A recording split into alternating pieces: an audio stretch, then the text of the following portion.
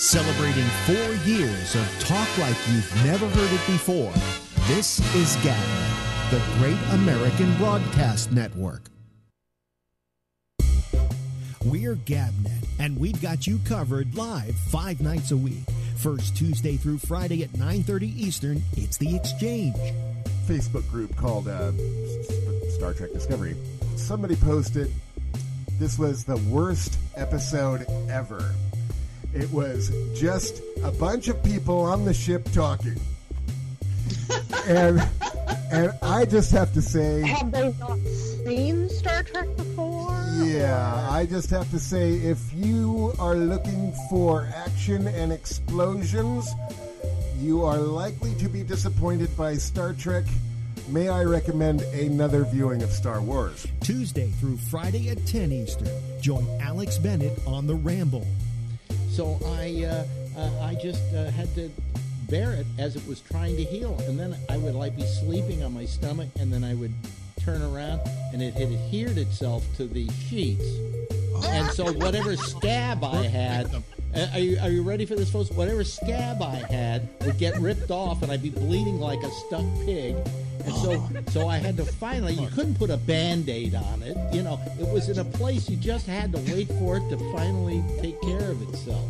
Tuesday through Friday at midnight, The Intersection.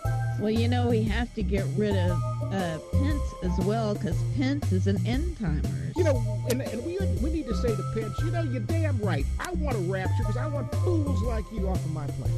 If you like sports, we've got that too, with The Arena, Wednesday nights at 8:30 p.m. Eastern. The Jesus guy in San Francisco, when you go down 19th Avenue, the guy with the pink phone. Okay. I know you've met him before. I know you've seen him before. Okay, what about him? The one that says, when you're walking down the street, he walks up to you with a pink phone and he says, Jesus is on the phone. Oh, okay. All right. And he tries to hand it to you, and you're like, wait a second. Now he's walking around with Jimmy Garoppolo's on the phone. You gotta answer. Finally, you can get hot and bothered on Connections at 10 p.m. Eastern Monday, and by delay Tuesday through Friday at 1 a.m. Eastern. So, Lizzie, you say you never cheated in a relationship. Nope. But you do understand cheating. And I'm pretty sure you may have done that in some way, shape, or form, just not in the relationship. You ever cheat on a test? You ever cheat on your diet? Yeah, my pregnancy. Yeah. I failed my pregnancy. Dang it! It says no. Last test I took, I failed. Two tests you don't want positive, right? HIV and pregnancy. Catch up on all the shows with our weekend flashback. All shows have the Citizen Panel, an exclusive concept of GABNET. It's new, it's daring, it's talk like you've never heard it before.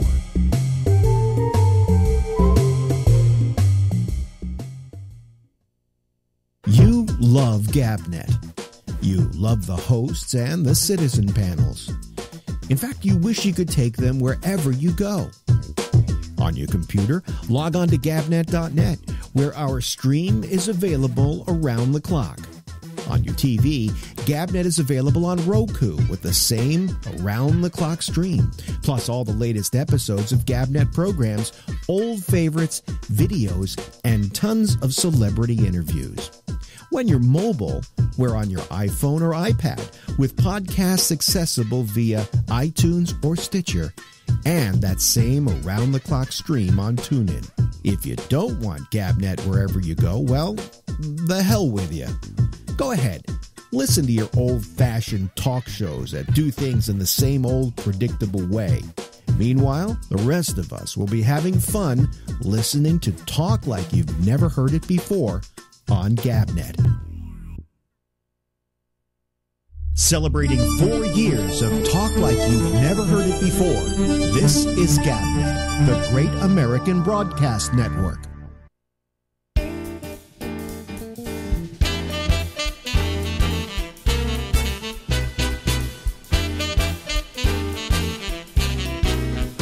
Hey!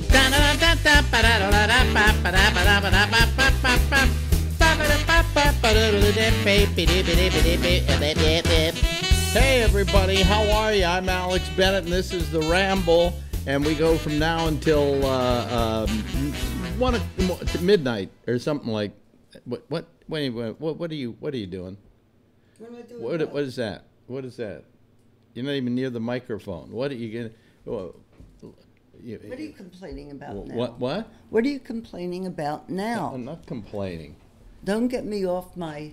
I had one of the best days of my life today. It was just picture perfect. Unknowing that we've had winter up until 2 days ago. Yeah. Where we've had heat. Today was in the... How high did it get? In the 80s, right? Something like in the 80s. Yeah, it was really nice. Listen to my day. I went to the gym. Yeah. Then I went to get my hair colored. Yeah. Then I walked up Madison, bought 2 pairs of shoes. Yeah. Continued to walk up Madison and met a girlfriend for lunch. And then, because I was carrying so much, I took a bus home instead of walking home. But it was just wonderful. Really? Yeah, it was my mental health day. Hey, up your... And I feel great. Oh, really? Yes. You feel terrific. Yeah, it was a great day. All right, that's good. I didn't do any chores. I just did everything for me. I don't know. Your camera's color is off, but I don't care. You can look as bland as I want you to look. Whatever. I don't care. Let me see here. Let me go to the. That was my day. That was your day. Well, it was a beautiful day today. Yeah, you finally got outside. Yeah. See how colorful I am, and it's also because you're wearing gray and everything too. You know. How's this with that? No, that hasn't got color either. Just what do you here? You should wear something with color. Look at that! You've got no wonder you've got 4 shirts there. Wouldn't it be there's nice a different shirt I put on every night to put them in the wash once in a while? Because I don't wear them out anywhere. Doesn't matter. I wear them here on the air. It still gets full of your bacteria and sweat. The arguments start again. So it begins. And so it begins. And so it continues. I can't get the 2 cameras balanced tonight. So what? What do you care? I care. I mean, really. I care. Well, I care. Because it's Friday. It's Friday. Ba ba ba ba ba ba ba ba. I'm gonna start having you on Thursdays. You're gonna sing "It's Thursday." No, it's because Thursday. I have to get up so early. So anyway, so you had. I had a great personal day for me. It was a me day today. Yeah, that meant without me. Yes. And most days are without me. Well, I work, but most nights are with you. Oh yeah, sure. Well, you decide to watch, what do you call it? Binge watch something that I'm not interested in. The only one that I have to admit that was pushing it was the 50th episode of the Turkish... 56 episodes of the Turkish soap opera that I got involved in and watched all of it. That was just so you do that as a method of keeping yourself away from me. Well, and your point is? And that's my point. What is my point that point? Exactly? But my point. I see we're both wearing our Friday night gear. Yeah, well, I got this mine. Is mine. There's mine. And here's mine. Can you see mine? Yeah. It's mine. Yeah. So, anyway, so. So I had a great day. That's all I'm saying. Yeah. And tomorrow it's supposed to be just as nice. Sunday it's going to get colder and rain. And we're gonna have lunch with Jack and Natalia. Yeah. By the way, the interview with Jack just went over sensationally, and there's another one on Tuesday. So, if anyone wants to see the first one, they just go to your page. Go to the Facebook page and go down a bit. April 11th. Yeah, look for Jack Garfine. It's down. It'll say April 11th. Yeah, too. Or you can go over to YouTube. It's over there too. It's over YouTube, and it's at your net. It's on your website. But it's on Gabnet? No. No. No. Really? No. Why? Well, I mean, it's there if you go down to the show on the 11th on demand. Oh, I see. Yeah. Yeah, it's for the video or for the audio, either way. But it really had got a lot of people watching. So I'm hoping I can get him in to do the second part of his life. Because it's fascinating. This is interesting in one way. Concentration camps always are. And when you listen to this, you'll understand. I have a girlfriend, Ann, that is addicted to concentration camps and the Jews and World War II. Yeah. That whole part of it. Did she listen to it?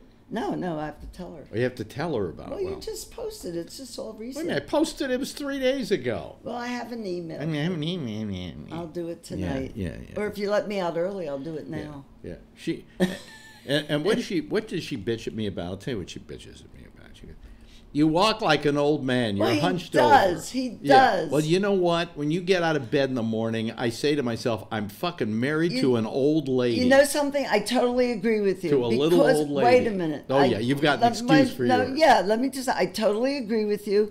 Getting out of bed because of my back issues is just so painful. But only for the first 2 or 3 steps. After that, I'm fine. I don't know that that's Oh, the case. yes, you I see do. you walking around the house kind of schlumping. Not like you, mister. You know, and then when you sleep, you know, I'm looking at you, and you know, all the stuff is shoved up into your face and stuff, and What you know, stuff? when you're sleeping, it's just nobody looks great sleeping. You were snoring last night. I meant What? to tell Again? you that. Yeah. Again? Yeah. And loud. Loud? I took all the pillows off from you. I moved all the pillows. You were just like flat down. But then did I stop? Yeah, I guess so. I mean, I left the room. Oh. Because I haven't snored in a long time. You snored about a week or so. No, it's so much better. Believe me, the once or twice that you do it, it's fine. I can live with that. Yeah. It was before. It was. But anyway, I look at you sleeping and I go, my God, I'm married to an old lady. Well, you're the oldest man I've ever You're gotten the involved with. oldest woman I've ever been involved So with. there. You know, even well, of course, even the youngest one that I ever was going out with is in her 50s now. So, you know. And I was 25 years her senior, 26 years her senior. No, you see where that got you. Yeah, that got me nowhere. Gotcha. Heartache. Yeah. Well, you know, she should be, and most women should be as lucky to look as good as you look at your age. Thank you. Which is 87, I'll ladies take and it. gentlemen, I'll right there, take 87. Any compliment I can get from Huh? this man because he does not give them. I mean, I don't give You compliments. don't give compliments. Yes, I do. Well, just now you did, and thank you very much. I mean, I really. I mean, sometimes I see you coming home from work. I mean, you're wearing something, and I go, "That looks great." In your mind, you might say it. I say it to you. No, you don't. No, you don't listen. You don't listen. You don't talk. listen. You don't listen. I've got arthritis Hey, right here. it's 10:13. I get cramps in my feet It's now. 10:13. And do you know where your children are? And I've got cramps in my hands. Ah, here we go. Got cramps in my hands, but The Alex Bennett medical update. only when we I'm- need some music for the update, Only when Alex. I'm lying down. It's something in my back. I don't Well, know. the nerve in your top of your spine and your neck goes down down your arm. At the lower part, it goes down the leg. I have the leg issue. Really? Yeah. Yeah. Will you get cramps there? No, I get shooting pains. Oh well, I get cramps. No, I get cramps sometimes. Yeah. too, So but- we're sitting here, just both of us looking at each other, saying which one's going to croak first. That's really what this is all I about. met my cousin Mimi the other day for lunch. I haven't seen her in a while. And we sat down at the table. And you talked medicine. Yes. I mean, yeah. That's all we talked about, our illnesses. She had a hip replacement last year. Yeah. It's like we're at that last exit. Yeah. Ding, ding, the fight is on, says Mike Allen. Hey, Mike Allen. And Louise Zeitlin says, you're beautiful, Marjorie. Thanks, Louise. But so kind. How does she know? I don't think she's a lesbian. So. Alex. Anyway, you're not a lesbian. Do you ever get into a lesbian thing? I never asked you this. No. I Yeah. mean, I've had in 2 separate occasions where women were very interested in me, and one was at the gym, and my girlfriend had to tell me. She would come put her mat between my girlfriend and I didn't see it. And then there was another time that it happened, and I didn't see it either. No, but you've never had sex No, with a woman. No. Oh, really? Have you had sex with a man? No. I mean, I had a guy blow me once. Right. Yeah. Well, then you had sex with a man. Well, no, I was getting blown. It was an orgy, and I was getting blown, and I looked down, and it was a guy, and I said, "Well, it feels good." That's considered sex. Yeah, I guess. Yeah. I guess. I don't know. According to Albert, that makes me gay. The fact that Oh, happened. I'm so happy that he called last week. Albert, This week. Albert, if you're listening, call. I want to talk to you. Yeah. Call in the first half an hour. Yeah, yeah. But I mean, so you never had I've never really had sex with a guy except for that incident. Yeah, I mean, I never had. There were women interested in me, but I, went right over my head. There was a time where I was curious, and I thought I would, I guess I was, this was during when I was about 30, and I would, everybody was free with sexually, and I was doing Midnight Blue, and I thought, it might be interesting, but I never could find a guy that you'd be interested that looked enough like a woman for me to want to have sex with him. I've had girl crushes on women. Yeah. Where I think they're beautiful or this or their personality, whatever. Major crushes. Yeah. But nothing in a sense that I wanted to fuck them. Yeah. Not that. Yeah, I have to admit it. I'm hot for Phil Meyer. So. I knew it. I knew it. You knew it. You just knew it. I'm hot for Phil Meyer. Phil, are you listening? But, Is it a feel-free night tonight? It's a feel-free night tonight. Oh, it's a feel-free. So feel free to call. He's out doing some kind of scuba diving meeting or something. 10:16. Because he still scuba dives. We did all of it. I had 6 guys on last night, all in the thing, right? And I asked this question: how many of you have ever peed in a pool? I have. And every one of them said they have. And women too. Because you hit the cold water. Yeah, but there was something, when we were growing up, we were told that they put this stuff in the pool, and if you chlorine. If you pee, it would turn like green, a circle around you. Yeah. So that was like the thing that you were always afraid of. No, they never did that. They never did it, but they said they did it. Yeah. But, no, so every guy said. Oh, you were going to read the... Oh, I get it. Let me go get it. Yeah, this is great. There is a show called he does it for all his shows. Yeah, he does. There's Young Sheldon. There's the Big Bang Theory. There's Mom. I think that's about it for the shows that Chuck Lorre. But does. in the past, he's done big ones too. He also did 2.5 Men, and what he did was he, at the end of his show, instead of saying Chuck Lorre production, whatever, he would have something he wrote. So in the early days, it was pretty hard for people when he was doing some of his early shows to really read these things, because they'd have to put them on videotape and then pause them, and then you have to kind of squint because the picture wasn't that great and whatever. But now that you have television, you can freeze frame. Yeah. So I freeze frame them, and by the way, if you want to read everything he's ever written, okay, on these what he calls vanity cards. Vanity cards. His website. You go to type in vanity cards. Yeah, or his name, Chuck Lorre. Chuck Lorre, Lore, and he has these things he writes. And every week when I watch these shows, I freeze frame them. It used to be he used to do a different one for every show. Yeah, and now he does one each week for all the shows. And I don't blame him. Yeah. Read this one. Here was the one for this. This is what he left me to read this morning. Yeah. This is what he wrote. Chuck Lorre Productions, number 586. Arise, dirtbags. Step out from the shadows and stand proudly in the sunlight. Your craven misdeeds and unholy crimes matter no more. Every lie, every cheat, and every betrayal has been forgiven. From the pulpits across the land, your corruption has been sanctified. Go forth and behave despicably, and fear not the wrath of those you harm. In fact, accuse them of your crimes. Assign to them your slimy motives. And if all else fails, have your lawyers destroy them.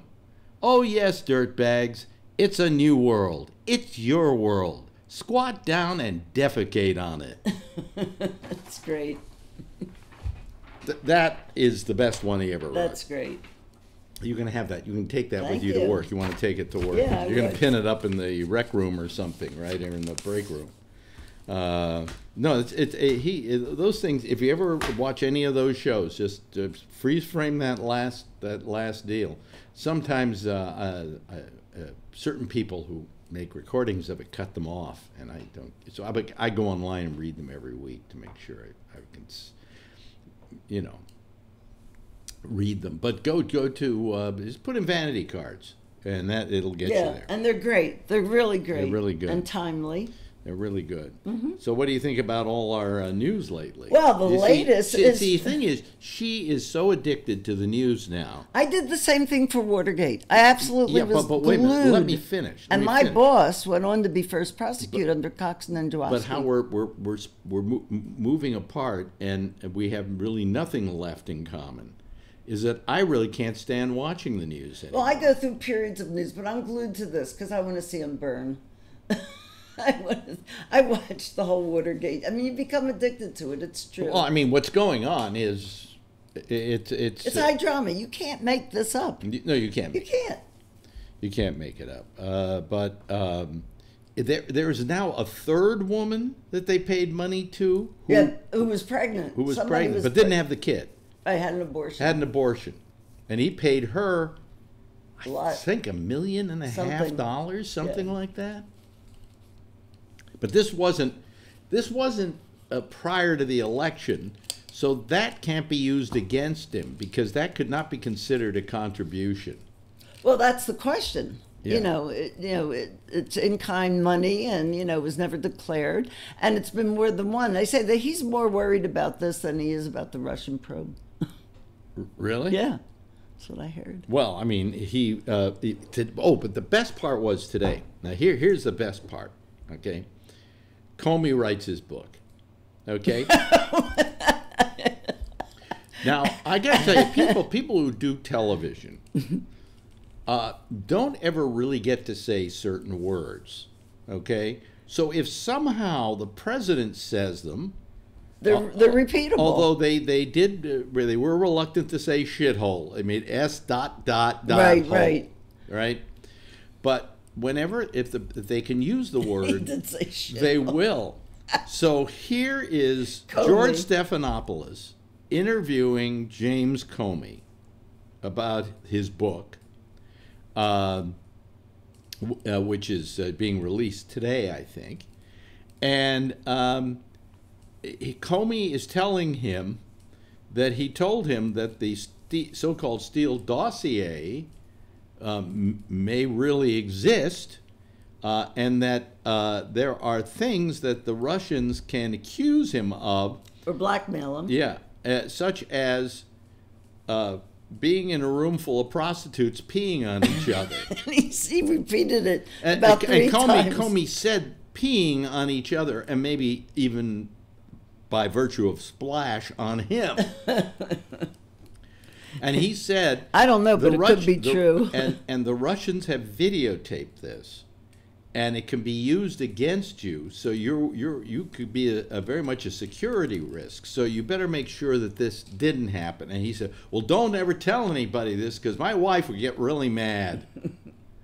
Right? So he was using his wife as the excuse why it shouldn't be released. But supposedly, I mean, all the news guys, major news guys, now this bullshit. Ping. I love what Lester Holt said. And if you have any children, have them go away right now. You may want to. Yeah, because of the material here. Well, mature material. If a little kid, little toddler you have, doesn't know what the word pee means. Yeah, then you got a problem. However, they were using the term on TMZ, golden showers. Yeah. And if a little kid heard that, they would go, where can I get a golden shower? Well, I was saying to Alex before, I said there's going to be a lot of teenage boys looking up golden showers in Google. Yeah. But they were going crazy today. Literally crazy today. It's like they because they got to say pee. Yeah. Pee. Because Comey said pee, so they had to quote him. And he said it 3 times. Remember? Oh, yeah. Yeah, he repeated it. Yeah, absolutely, he repeated it. That's funny. That was it. So it was a good day that way. Yeah. But we have a president now who likes to either get peed on or watch people pee on each other. They say our footing in the world is like almost non-existent. That we were the ones that at least maintain a strong foot and help other countries. Would you, however, hold it against Trump? I mean, you have a lot of things you're going to hold against Trump, right? We have tons of stuff we can hold against Trump. But would you hold against him the fact that he maybe got peed on by Russian hookers? No, but he couldn't handle it. Huh? He would be the one that couldn't handle it. Yeah, but I'm saying I don't mind. Would that bother you? Wouldn't bother me because it wasn't happening to me. And it certainly wouldn't bother all those church-going people out there, because apparently they're excusing him for all his other behavior. Yeah, as long as they put the right judges in. But, I mean, I don't care if he has certain sexual peccadillos, okay? But there are a lot of people who do. And to those people who are so righteous and Christian and so on, how do you feel about a president that likes to watch people get peed on and maybe perhaps got peed on himself? Yeah. And the Russians have videotapes of it. I mean, if you're wondering why he's been so nice to Putin. Of late, he hasn't been. In the last week, he hasn't been. Well, I think maybe he got permission from Putin. I think that's for midterm elections. I think he talked to Putin and said, look, I've got to, in order to keep the charade going, I've got to, like, throw some raw meat to the public about you. He called Cohen yesterday. Today? Yeah, was it today? I thought it was last night. The one thing his lawyer said, don't call Cohen. Don't call your lawyer. The lawyer telling him don't call your lawyer. And he called him anyway, which is not a good idea. Not a good idea. If I worked for this president, I would be apoplectic now. He doesn't listen to anybody, does he? Mm-mm. Now, by the way, let me mention something to people, because I've gotten a lot of questions lately about where can we hear the movie reviews, and I've had them online over the weekend. And I just put them on right after my shows run on the weekend. And that's where you could find them. On his website. Or you could go to Roku and find them there.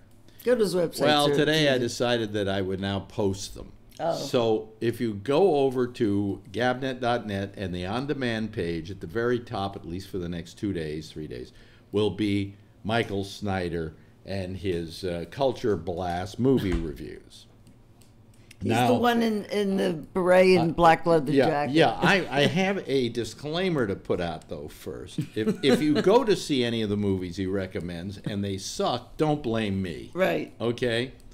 But I decided to make them available where most people could get them, because we've just so hidden them over the last 2 years.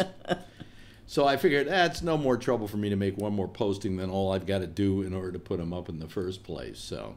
Okay. It's 10:28, Alex. Yeah, it's 10:28. No, 2 minutes. Do not even start moving over here yet. Do not move into my frame. Go away. Go away. Don't move into my frame. It's 10:29. I'm going to have to keep you there. So anyway, what else? Any other little things I want people to know that they... That's about it. Now, I don't think we're going to get any callers tonight. If we don't get any calls tonight, I'm going to close it out early. Okay, well, I'm not going to wait around for the callers. Because we don't have Phil calling, and I think Patrick is not going to be able to make it tonight. Well, come on, everybody else. And Patrick next week is going in for some gallbladder stones? No, what is it? Bladder stones or kidney stones? Kidney stones. Yeah, to be removed. He has continual, I will, yeah. I don't know why I complain about my health. I'm healthier than most of my audience. Non-stop. I've gotten to the point where I just don't listen anymore. I mean, it kind of goes through me, and I nod my head every once in a while. Well, I suddenly get cramps and stuff. Here we go. My fingers, today I couldn't move this finger. This finger was like all askew, kind of gets like... 10:29. What? Oh, now you're coming... Oh. Who said you could come over here? I made the decision. Get back where you were. Now, oh, dear. Okay, come on over. Roll over. Okay, now let me I got to do something here. There we go. Got to do that. Beam. Okay, now wait a minute. I'm just putting it in the middle. But do you mind if I turn on the Skype line? The Skype lines are on, folks. If you don't know how to call us, all you need to do, my friends, is call. Is go over to gabnet.net, and don't worry, you'll keep seeing the show, okay? Because there's the videos on over there as well, and on the right-hand side of the page, it tells you how to call us and how to get on and do the whole thing. And Ray, Jeff Stein. That's just they're calling. No, those aren't names of people who are calling. No, I'm saying they're not like calling. Like somebody who's always called. been on here. It says Skype contacts, and I don't. Byron S. Paskin is listed twice, and I don't even know who the fuck he is. Isn't Brian Brian? No. He's listed 3 times. Jeff Stein is listed 1, 2, 3 times. Alex Bennett is listed. Oh, Dan. Wait a minute, Dan Z. Wait a minute, now who is Dan Z? I bet he's somebody we already know. Are you, Dan? Are you there? Dan, are you there? You're here. Do you have a camera? Do you have a camera? I thought so. Oh, well, turn it on. There it goes. Okay, there is Dan Z, and I guess that's your wife sitting next to you, right, Dan? It is. And how do I see my own picture? Huh? Hi. Oh, there we are. Okay. Hi, Audrey. Marjorie. Oh, wait a minute. Hold on a second. Jeff, I don't know how I gotta put you on. Let me just do something. Hold on a second. I'll be with you in a second. If he loses, let me hang up on Jeff, and then let me call Jeff. He's still testing this out. Let me call Jeff. 5 years later. Back. Wait a minute. Hold on a second. Wait a minute. I know what to do. Wait a minute. I can't. Hold on a second. I see what happened, Dan. Hi. You asked to be. Did you ask to be accepted? You have to be accepted. I didn't ask anything. I see. Okay. Here's what you do. I'm going to hang up on you, and just call back. I'll call you back. Okay. All right. Okay. Now let me first get Tom Yamaguchi here. All right. There's Tom. Hey, Tom. Okay, Tom. And here comes Mark Thorner. Okay, now both of you stay right where you are, because I'm going to try and call Dan Z. Oh, here comes Jeff Stein. Wait a minute, hold on a second. There's Mr. Handsome. Okay, here comes Jeff Stein, and let me see here. Call Dan Z. Add to contacts, but I'm going to try and call him too. Let me see here. Can I call him?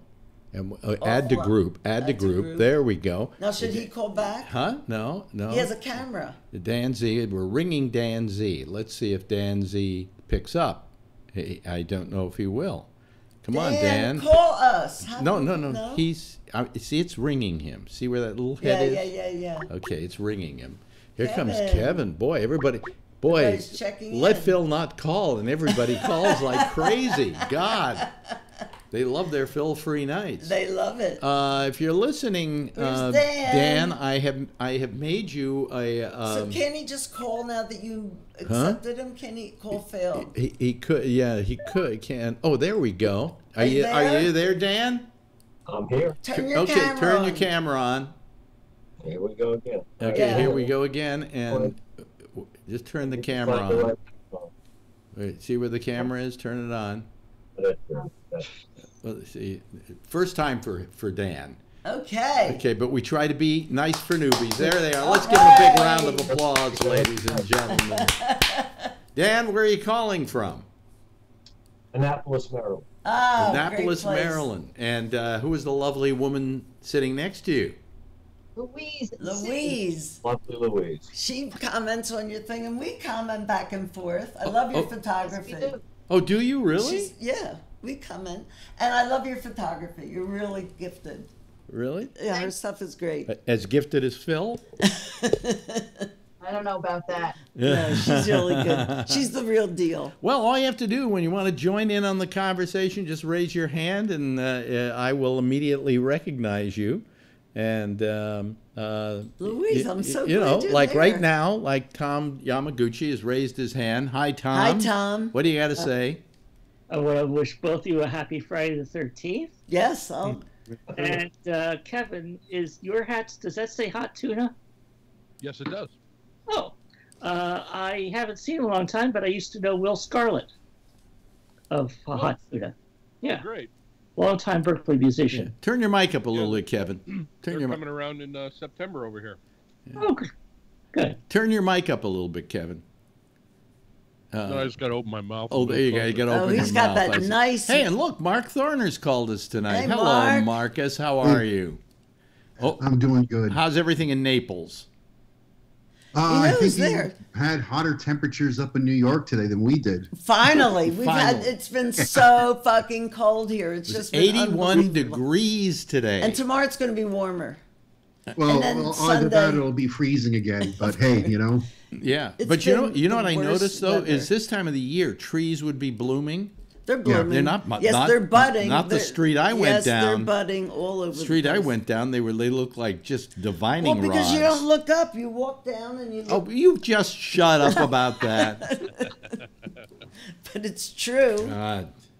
There used to be a show on radio years ago with Don Amici and I think Francis Langford, and it was called The Bickersons. Right. And all they would do for a half hour is argue, and I think we got a good format going for us here. By the way, here comes the voice of Gabnet, Rob Alfano. There he is. The Hi, with that fancy microphone, which I like. Yeah, you can get me one of those for my birthday. Okay. Okay. Yeah. Hi, Rob. Hi, Rob. Huh? How's it going tonight? It's going fine. Meet Louise and Dan Z. Is that you? Yeah, we have Except for Zeitlin. We have newbies. Oh, you're Louise Zeitlin. Yes, I told you. Oh, we get things all the time from you and notes. And her photography is great. Yeah, yes, Louise. How are you? I'm fine. How are you? We've been writing back and forth on comments. Yes, we have. Yeah. Yeah, no, she write. In fact, you also write on the chat, don't you? Yes, I write a lot. She's good. Yeah. In fact, right here it says she's in a really good mood. Or you said to her, and I think were you the one that said she looked beautiful? Was that you? Might have been. So yeah. So And you were worried nobody was going to call tonight. Yeah. I was worried nobody was going to That's call right. tonight. Right. What's that Wait, what noise? is that noise? I think it's coming from. No, it's not coming from you. No. Not that. I can't blame it on Jeff. Okay, Jeff, I won't blame it on you then. So what's happening down in Florida? You have a new resident down there. Our good friend Albert Reynoso, who called us the other night, is Al's down here. Yeah. Yes, he's living down there. on the other coast, the East Coast. Yeah. Wow. Yeah.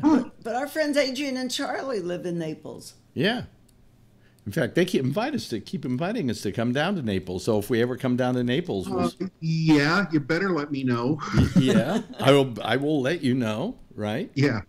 And again, Louise and Dan, is it Dan? Yeah, Dan. Where do you live again? Annapolis. Annapolis. That's Maryland. Wow, Yeah. we have a nice representation tonight of people. Anybody see what Comey had to say today? I mean, do you notice this, Rob? Every news person in the business, when they get a chance to use a word they can't normally use on TV, use it to death. All the time. And they love saying P today. Yeah. That was their big word. And Comey in the interview said it 3 times. Yeah. I don't know if the girls were peeing on him. No, but what he said is, I hate to say this, but, I had to tell him they have in the dossier and on tape, you with hookers peeing. And when I heard that, it was the first thing I heard when I woke up this morning, and I said, it's Friday, and I've been given a gift, Everyone's going to use it. Now, my question is, does anybody here mind if our president gets peed on? I wouldn't mind pissing on him. I'd even do the peeing. What? I'd volunteer to do the peeing. Yeah. I'll volunteer with you. And they got paid. In fact, we can all go pee on him, and I'll pass out the water. Okay, so you can just get good and we can get them good and drenched. No, I mean, I don't know if that bothers us necessarily. Well, just the thought of him but naked. the fact that somebody, all those good Christians who love this guy. They're doing a pass on him because he's putting judges in. Yeah. That's the only reason. Yeah. So I want to know what their excuse is now. Well, they're saying this was in the past. When he became president, everything got cleansed. What were you saying, Rob? He's a changed man. He's a changed man. Oh, yeah, sure he has. Well, I mean, it's not as easy for him to get laid now that he's president, you know. Oh, and Joe Wilson was being interviewed by Katie Turn, and he said fucking on MSNBC today, too. Really? Did they bleep it out? Yeah, during an interview, I recorded it. But they didn't bleep it out. They didn't bleep it out. No, they didn't bleep it out. Wow. Well, you got to realize that's basic cable. You can fudge on that. If this were on like network television, it was clean. Yeah, it was live. If that were network television, they'd be in trouble. All of a sudden, every station that carried that word would get fined. You know. I got it right here if you want to see it, but I don't know if that's legal or not.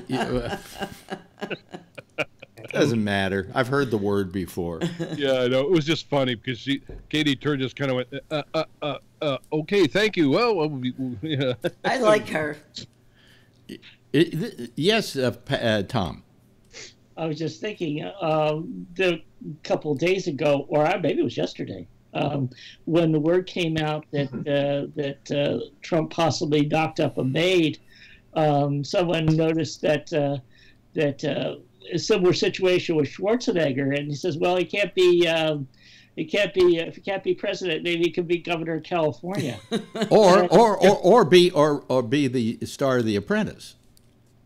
Yeah, that's true. But I was thinking about that now when you're talking about the pee, because there's rumors going around that Arnold and Maria, that's what they enjoyed doing. I never heard those rumors, but well, I mean, with each other. Yes. Oh, okay. Well, yeah, but that's within the family. This is like some hooker in Russia, you know. There's a hooker in Russia. It's not the same thing. But I just, when I heard this today, I went, oh God, all we're going to hear now today are all the news people saying P. Right. PPP. A lot of PPP. Yes, Jeff. This has been a terrible day for me because, I take Lasix, which is a drug that makes you go to the bathroom. Right. Yeah. And of course, I turn on the TV and then I got to go back again. The combination of the drugs, Trump, and the TV. It's been a tough day. Well, people have sexual predilections, and I have nothing against that. If somebody told me, hey, I like to get peed on, I wouldn't think any less of the person, But this is Trump that this is being said about. And this is the president of the United States. And somebody felt compelled to warn him about it because he knew that there was a dossier out there and that they maybe had videotapes, because the Russians videotape everybody. Because they want to be able to get stuff on them. So if you book into a hotel room and you're a famous person, they've got cameras rolling in that room. Yeah. And, huh? Let's see. Really? Oh, in Russia. Oh, yeah. In Russia. Yeah. In Russia. Here it's only at Mar-a-Lago. But, Russian hookers show up. So what he warned him about was that at least his intelligence told him that they had videotapes, and he wanted him to know that. And he said, well, please don't tell anybody, blah, blah, blah, because Melania will get really mad at me, and he says, it's only a rumor. It's not true, but don't spread the rumor. Don't tell anybody. Stupid. Now, what came out today was this maid, was she? And they paid her $1.5 million. And she had an abortion, or did she have the child? No, she had an abortion. I think she had an abortion. Yes, Tom. Well, that's something else entirely. That's a playmate. A playmate. You're right. You're right. The maid was the doorman story. Oh, okay. What was that? The doorman was paid off by the National Enquirer in the same way that the other playmate. Right, and he got 30,000, I think. The doorman. So basically, they spiked his story, and now he's saying that yes, this is what happened to me. So the playmate. Now, was this another playmate, or was this Kristen? What's her name? Huh? This is a new playmate. This is a new playmate. The new playmate who got quality impregnated. Let's say impregnated. Yeah. By a major donor. I forgot I don't have his name, but he quickly resigned. Oh, from the RNC. Yeah. RNC. The RNC. He was a major donor, major. So he was the father of the child, not Trump. No. He was the father. And he's the one who arranged for Trump's lawyer to pay her. Wait a minute. Hold on a second. I thought this woman who was pregnant got pregnant by Trump. That's what I thought. No. It was the donor. It was the donor. But Trump's lawyer paid her the money. Money or sperm or both? An abortion. He paid her to get an abortion. Didn't he pay her $1.5 million or something to shut up? Yeah. Wow. That was a very expensive abortion. Very expensive abortion. He's going to start his own whole magazine for all these women. Yeah, you could buy Planned Parenthood for that. You know. And with that, ladies and gentlemen, I'm going to bed. You going to bed? Oh, good night, Marjorie. Good night. Good night. I've been up since 4. Night. I'm tired. Good seeing you, Louise. Great. Yeah. I'm glad to see Louise and Dan as well because she's written me constantly about everything. You know. No, I appreciate it. Many times I answer them, right? Yeah. But anyway. There she goes. How many of you believe that the president is not above using this strike on Syria to change the dialogue in the news? Not above, absolutely. Well, he attacked once before, you know. Yes, Dan. Deep right now. Huh? You got to remember my number. Deep. He needs a diversion. He needs, and it doesn't. He could care less about this country and about our institutions. All he cares about is self-preservation. Damn self is right. So I don't put it past him that all of a sudden this is going on. Dan had his hand up. Yes, Dan. Yeah, one of the things that bothers me about all this talk of sexual misconduct and other Mar-a-Lago is the deflections from serious what he's doing. And people tend to write off. Move a little closer to your microphone, Dan, because you need to cut out. Yeah. Well, I should probably get a real microphone. Yeah, that's okay. Can you hear me all right? Yeah, I can hear you. Yeah. I said the thing that bothers me about all this talk about sexual misconduct and the foolishness of Mar-a-Lago and all that is that it's a deflection from things that are really serious, and that his supporters find it easy to write off all the sexual stuff by saying, oh, Bill Clinton did this, somebody else did that. And the ways he's destroying the country in this war he's just decided to start are far more serious, but they're, for the average guy in the street, that's not dialogue. It's movie star, celebrity kind of nonsense about who he's screwing and who got peed on and all that. Yeah. A deflection from what's really serious. Yeah, there's a thing that Bill Maher referred to as whataboutism. That these people always go, well, what about Clinton? Yeah. Well, it doesn't matter what about Clinton. He's not president now, has nothing to do with it. We're saying, what about Trump? And to suddenly get this idea that because somebody else did something just as bad, that this isn't just as bad is ridiculous. You have to deal with the situation. I don't care that he gets peed on by Russian hookers, but I think that Baptist minister in Texas would care. But he doesn't say anything about it because Trump's his guy. Hypocrite. Yeah. Tom? And once again, the Supreme Court and all the federal courts, as long as he's delivering on what they want in the courts, they'll look the other way, and they'll even just and defend him and even justify and rationalize everything about it. That's right. Yep. So, this is but, I go back to the old question about, okay, so we get rid of Trump. Let's say we catch him really with the goods, all right? He's got to resign. Okay. We get Pence. Yeah. What? What? Now the question is, who would you rather have as president? Trump, who at least gives us a good laugh every other day, or Pence, who's going to make our life a living hell? Yes, Mark. First, Mark.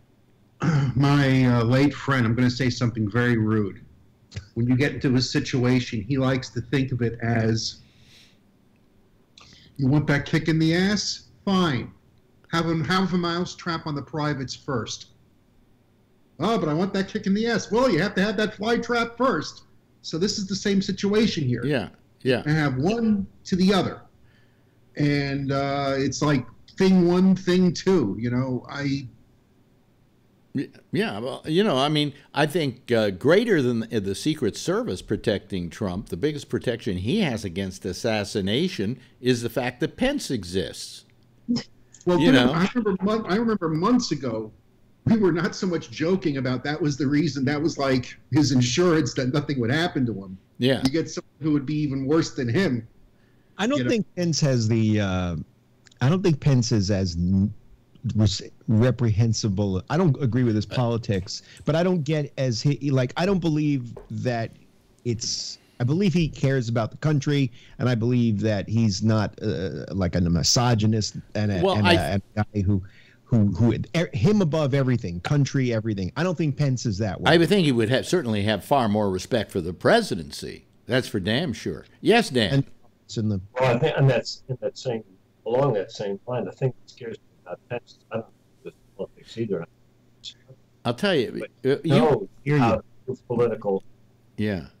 He knows how to use it. Dan, we're having a little trouble understanding you, and I think part of the reason is, do you have you have Skype on, right? I do. What are you using, a PC or a Mac? PC. PC. Go up to where it says, you see where it says Tools at the very top? Does it say Tools? Huh? No, but I'm sure I can find them if I need to. If you can find Tools and you can find microphone, turn off the automatic volume control, because I think that's what the PC. Yeah. It depends on the version of Skype you have, because my Windows version does not have a menu on the top. Okay, where would you find it then? Where would you? That's a good question. I'm trying to find it.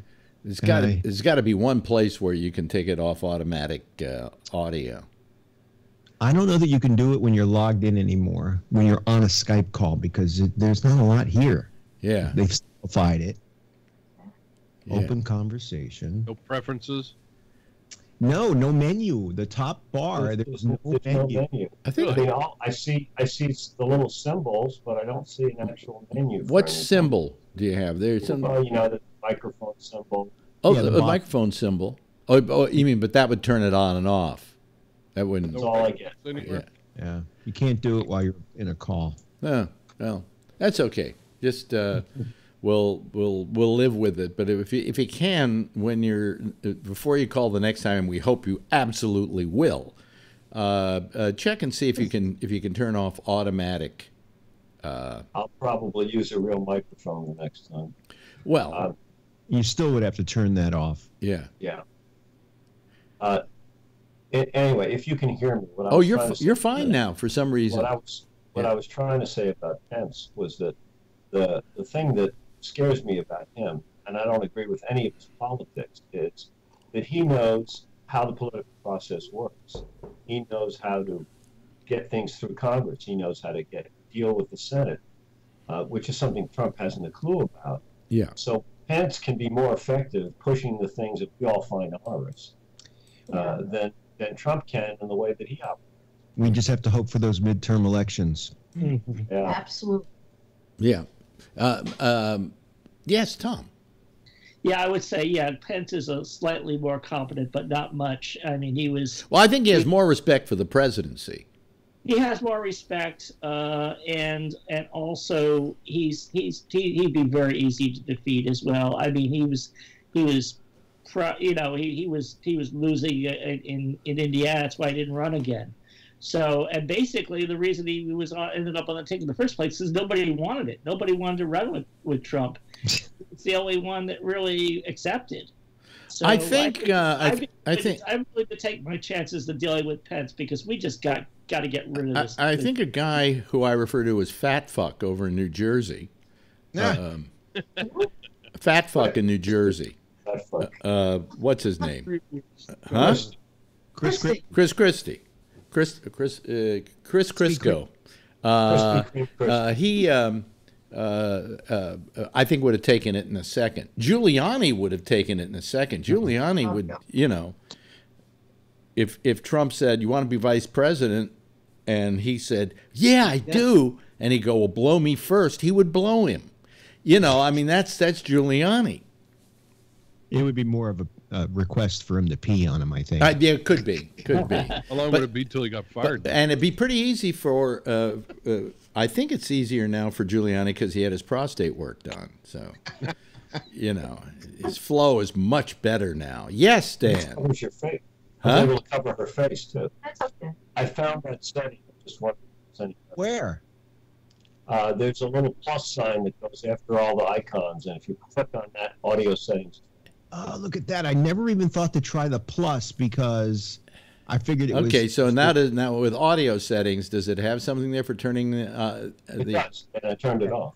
Okay, you turned it off? I did. Okay, I think hopefully it'll be a little bit better. It was on, right? It was on. Okay, good. Now it sounds much better. Yeah. Oh, yeah, it's there for the... it's also there for the Mac version, too. Look at that. Yeah. Yeah? That's true. Yeah, I haven't looked. Do they have a new version for Mac? See, I use the old version of... No, it's on the new version of Mac, too. Yeah, it is. Yeah. Oh, because I use the old version of... they have what you can go and get online, and they put it back up again, is what they call Skype Classic. And that's what I use because I like the way the picture looks on the show. It would look different if I went to the new Skype. So I'm very happy with it, the way it is. Does it make you look better? Huh? Does it make you look better? No. Ugly stays ugly. I got to tell you. That's a great thing. That's a great thing about not being really good looking. Is that if you're handsome when you're young, you could turn out. You see what guys turn into, like big, fat, ugly guys, right? When they get older.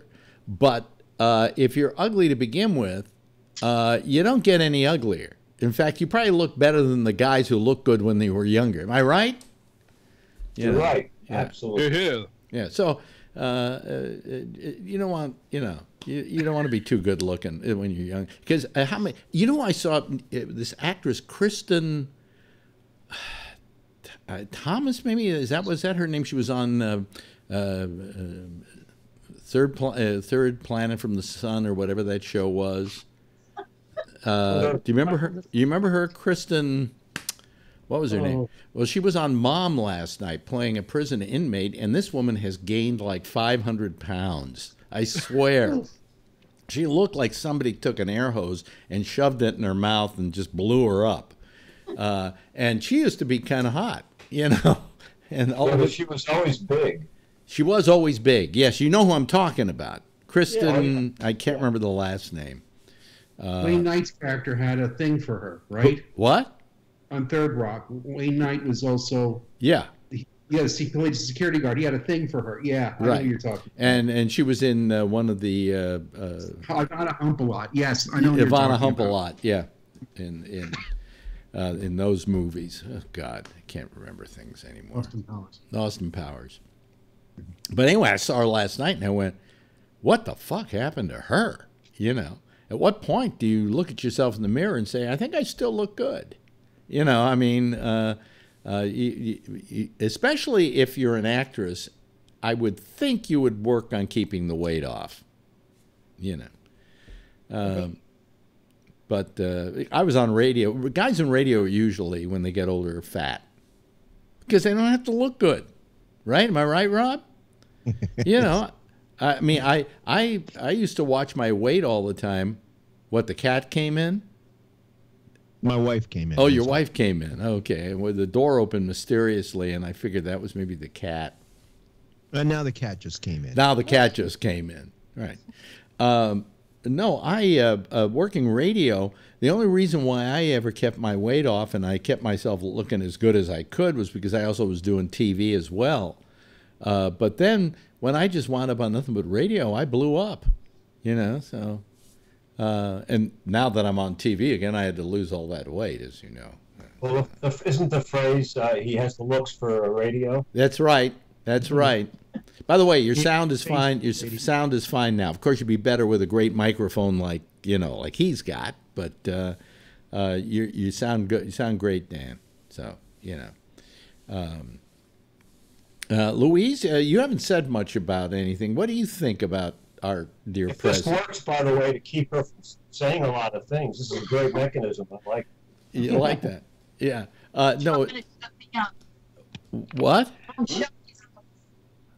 I couldn't hear you. What? What? Did somebody mute your microphone? Looks like a cat to me. Your microphone looks like a cat. Oh, his microphone looks like a cat? No, that is a cat. That is a cat. We got the that baby is in the room here, and the big one, the older one, wants to come in, and he won't let her. Oh, really? Yeah. Is he growling?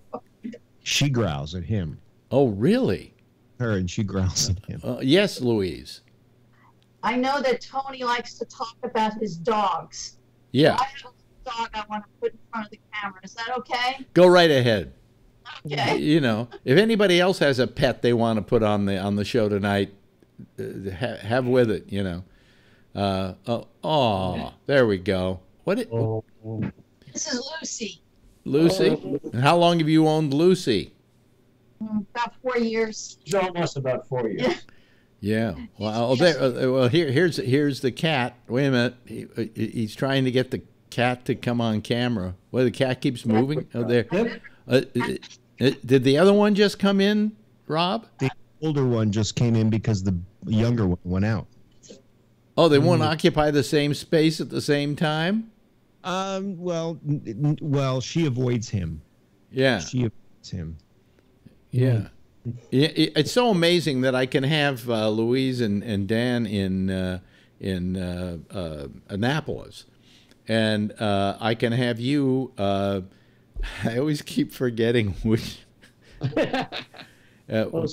In Virginia, right? Yeah, Northern Virginia. Northern Virginia, and you can have the cat on. They can have the dog on, and either the cat or the dog seem to be bothered by each other. Yes, Louise. I wanted to ask Rob how big his cat is. It looks very big. He's about 15.5 pounds. Oh, okay. Wow. That's more than our dog. The other one's about 9 pounds. So anyway, you know what's happened here. I bought a mini Mac from Phil because he got a new computer and he didn't need his mini Mac anymore. And he had like this $1,300 mini Mac. He had it loaded with like 16 gigabytes of RAM, and it was 1 terabyte Fusion drive, and it's really fast 3.0. So I went. I'll buy that off of you. So I bought it off of him, and I set it up in the other room. And it is so good, I now have another studio, complete studio, in another room. Oh, you could do a remote. So I'm thinking of calling it the Phil Meyer Studio. Is that like the Bob Barker Studio? Yes, yeah, the Phil Meyer Studio, right? And if he could, and he can lay his hands on his prostate they removed, if he can put it in a jar and send it to me, I will put it, in a place of prominence in the Phil Meyer Studio. So. You can put a light in it, and then when the mic goes on, you can light up his prostate. Yeah, that's good. That's very good. But anyway, so I have to, but it's still, I could actually do a show out of there. I don't know if I could do this. I haven't figured that out yet, but, ever notice when you get a new computer and you set it up, you forgot how to set up a computer? Because it's been so long since you did it. Right. It's just maddening. Just absolutely maddening. I'm not so good with the Mac as I am with the PC because I worked on PCs for so many years. Yeah. When I do something on the Mac, I have to Google it. Yeah, well, to set up this Mac, it's been so long since I've set up a Mac. I forgot where all the little switches are to turn things on and off and so on, Yes, Jeff. Jeff, I gotta wear a shirt or something. I got about 4 weeks left before my brain goes completely. Yes, Jeff. I'm just right behind you. Yes, Jeff. I solve all of my computers with a 13-year-old. Oh, really? My granddaughters. Yeah. They're geniuses. Well, they can fix anything. I have always been really good with computers, you know. Oh, look at that. Look at that kitty. Yeah, look at the kitty. Is that the young one? This is the old one. The old She's the smaller cat. She's only about 9 pounds. She's 13. Yeah. They call rag dolls, right? Yeah, she's a rag doll. Yes, Louise. I wanted to ask Rob what kind of cat that is. Yeah. It's a rag doll. Rag doll. They're both rag dolls. Rag dolls. Yeah. That's the cat, ragdoll? No, that's the type of cat. No, what kind of cat is that? Fluffy. Really, really fluffy. I don't have a cat. I don't have a dog. I don't have a dog because I don't want to take him out and have to pick up poop. You know, I find that, you know, if there were people coming from outer space and they landed here and they had to report on this planet, they say, well, the dominant species is this thing called a dog. Well, how do you know it's dominant? Well, because these other creatures go around picking up their shit. You know, and you would assume that the dog was dominant over the human. I don't want that to happen to me. So a girlfriend said, let's get a dog. I said, you want to walk it? You want to get the poop and do all that? Great, you know.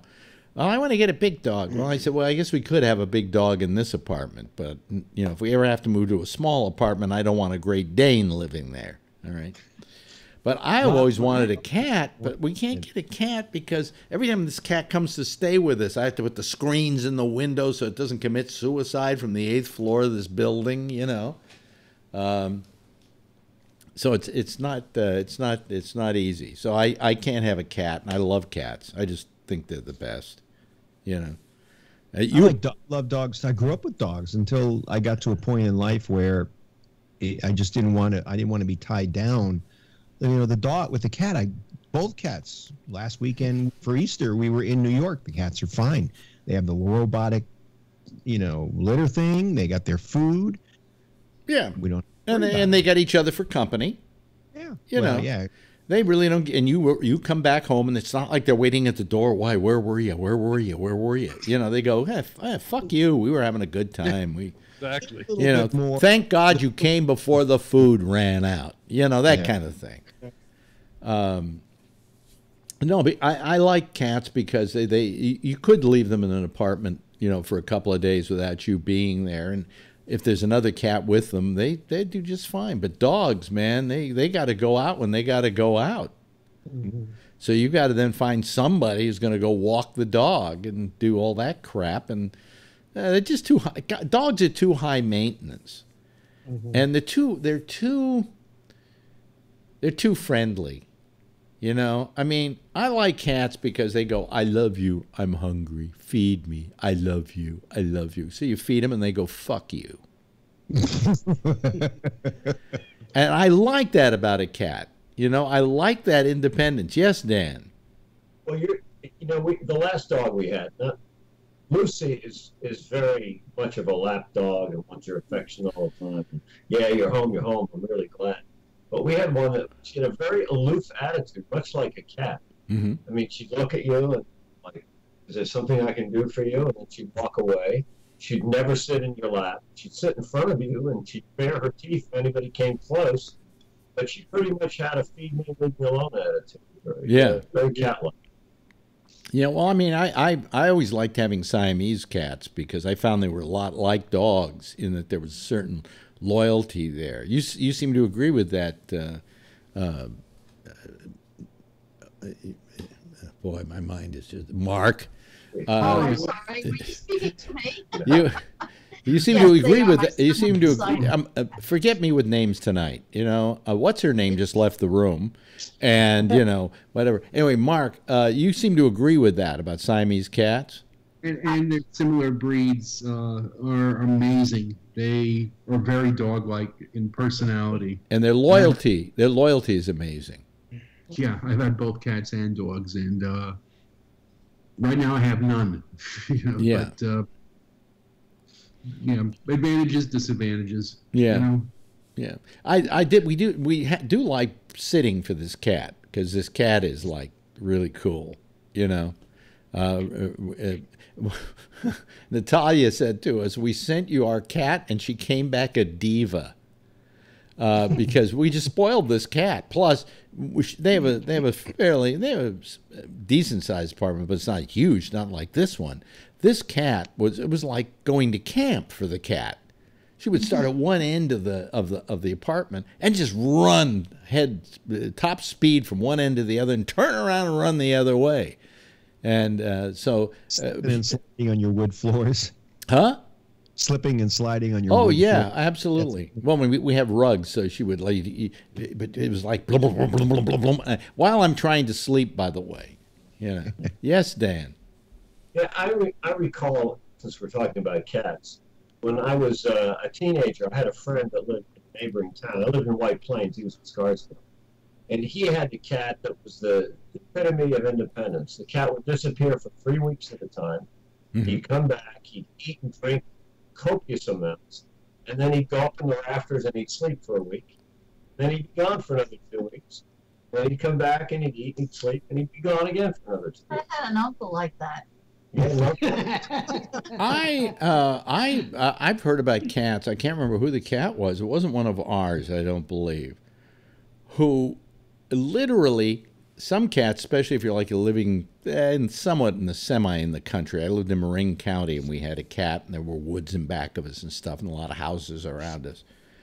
That the cats would go and find another house, and they would eat there, and then they come back to your house and eat there, and you would never know that they had this other place that they actually went to and hung out. I have an uncle like that. Huh? What? I have an uncle like that. You had a what like that? An uncle like that. Somebody else's house, he'd come back to my Oh yeah, okay, an uncle like that, right? But you want me to tell you I'll tell you the best dog story ever happened to us. I had a dog named Kipper. We named him after Yom Kippur because that's when we got him. And who names their dog after the highest of holy days in the Jewish religion? You know, that's like me naming, if I'm Islamic, naming my dog Ramadan. You know, I mean, you just don't do it. But we named him Kipper, Kippur. And my parents one night decided they would walk down to the movie theater, which was about a mile away. We lived in Marin County. It was about a mile away. It was a nice night, and they figured we'll walk to the movie. They start walking the movie, and they look back, and here's Kipper following them. And my father yells at Kipper and says, "Kipper, go home." And the dog kind of puts his tail between his legs and turns around, starts walking back up the hill. And they keep walking. All of a sudden, my father looks in back of him, and there's Kipper. He's about 20 paces behind, and he yells. He goes, "Kipper, go home." And the dog, tail between the legs, turns around, starts walking home. Finally, they're close to the movie theater, and they look back, and Kipper is still there. My father, "Kipper, go home." And the dog, turns around, pretends like he's walking home. They go into the movie theater. And in those days, there was a feature, second feature, cartoon, a newsreel, and a short subject. So you weren't out of that theater in less than 3 hours, right? So they when they went into the movie, they noticed that Kipper was there, and they just said, "Well, just let the dog sit out here and take care of himself till we're through with the movie." And they go in to watch the movie. 3 hours later, they come out of the movie, and there's Kipper still there. And they go, "Well, at least he stayed there. That's terrific. That's wonderful. Okay, come on, Kipper, let's go home." And they start going home, and Kipper is just absolutely exhausted. He's like trailing behind them, kind of like just very lethargic. And they have no idea what's happened to this dog. And they get home, and Kipper goes into his area and goes to sleep, and they go to sleep. Next morning, my mother gets a call from somebody. And, "Hey, Ruth, listen, last night we were passing by the Tamalpais Theater, and there was Kipper. So we had him get on the car, and we took him home." And my mother said, "Well, yeah, thank you very much." And she hung up. About an hour later, the phone rings. It's somebody else. Hi, Ruth. Listen, we were passing by the Tamalpais Theater, and we noticed that Kipper was sitting in front of the theater. So we had him get in the car, and we took him home. She got a total of 3 calls. Apparently what happened that night is everybody took this fucking dog home, and he came back to the movie theater. You really wanted to see that movie. Huh? You really wanted to see that movie. Yeah, but I mean, my mother was amazed. It was like he had to make 3 trips back and forth, so that would have had to be, well, he would have had to have walked at least a total of 4 or 5 miles that night. Kipper was, in many ways, the stupidest dog alive. So, you know, when we saw him once, it was so embarrassing. You know, he was a male dog, and so here's a tree. And there are all the dogs lined up next to the tree, right? And the first one goes up and lifts his leg, right? Takes a pee. Next dog goes over, lifts his leg, takes a pee. And then we watch Kipper. He walks up to the tree, squats, and takes a pee. It was embarrassing, you know, just embarrassing. So anyway, that was Kipper. We loved Kipper. He was the stupidest dog I ever owned. In fact, he was the only dog I ever owned. So.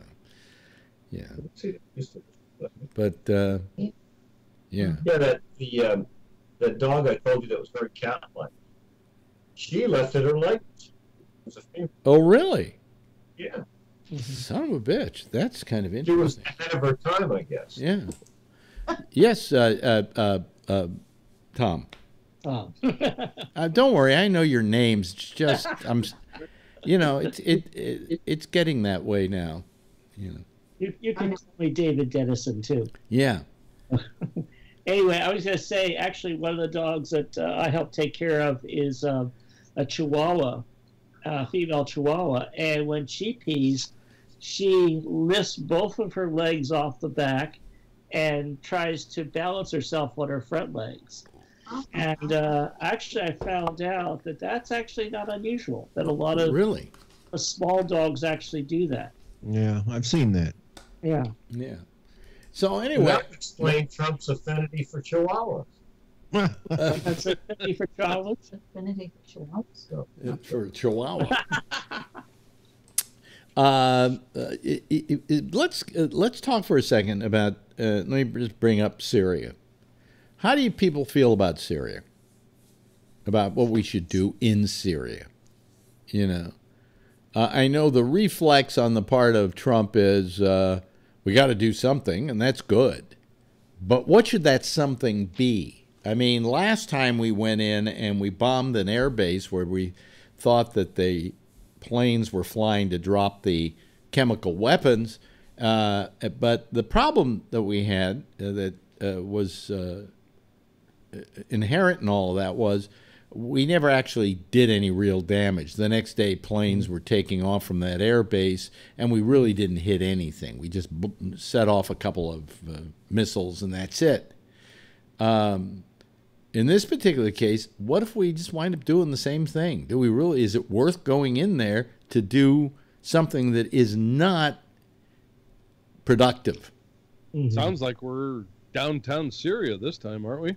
Are we in downtown Syria? From what I've heard, they're going into the capital. Really? Yeah. Okay, so are we at war? I don't know. That's just what I've heard. They had reports that I saw, and there was only a few of them, that there's bombs going off in the capital. Yeah, this just happened a few hours ago. A couple hours ago, yeah. Yeah. I got the headline on my watch. That's the first thing I thought of is, what are we going to do? Go bomb a couple of abandoned air bases now, or what? And then they started talking about the capital. Let's see here. It says, hold on a second. I don't want to see about my goal today. This one-time shot, the strikes targeted a research center, it says. A research center, a chemical weapons storage facility, and a command U.S. post, according to the U.S. Defense Secretary. Doesn't say where, though. So you heard that it was Reuters, I think, was the one that was reporting it. So I don't know that it was in Damascus. That we were... Yeah, that's what they're saying. Wow. Yes, Dan. Well, when you bomb somebody, you're at war. I don't care what you call it. That's an act of war. Yeah. I have serious reservations about doing any bombing, whether it do any good. As you mentioned before, we've done it before with little results. I'm not sure I can remember a time, except bombing the hell out of Gaddafi, when it made any difference at all. Yeah. Civilians are bound to get killed, and we're not accepting any refugees, which is kind of nice. We bomb the hell out of them, but they can't come here. And if you've listened to any of the traffic from neutral countries about what's going on in terms of what the civilians think about it all, very small percentage of them are in favor. Most of them say all it's going to do is hurt us. Go put political pressure on them, do something else. Bombing them is only going to be harmful to the population. Yeah. We don't. I think I'm in that camp. Well, plus the fact that he's much better to do a lot of black operations. Plus the fact that he's threatening Russia. He's threatening Russia at the same time. Who is? Oh yeah. Trump? Trump, yeah. Wow. Yeah. Is he threatening Russia though? The Russians don't want us there. No, they don't. But he's talking big to them right at the same time. Well, he's talking about. He also mentioned Iran as well. He thinks Iran is also complicit in all of this. Well, he's an idiot. He's pissing everybody off. Yeah, he has to. He's going to change the narrative. I'm Well, telling my you. question is, let's say you're Trump and your pal is Putin. Okay, now what? Like he talked to Putin just the other day, right? He wished him happy whatever, happy winning of the election that he couldn't possibly lose, and supposedly maybe talked to him about something else a few days ago. Do you think in any of these conversations, hey, look, I'm going to have to take sanctions against you, otherwise I'm going to look bad here, and Putin goes, go right ahead because you're in my pocket anyway. Just do what you got to do in order to keep the confidence of the American people. Does that make sense? I don't think they have any serious talks about anything.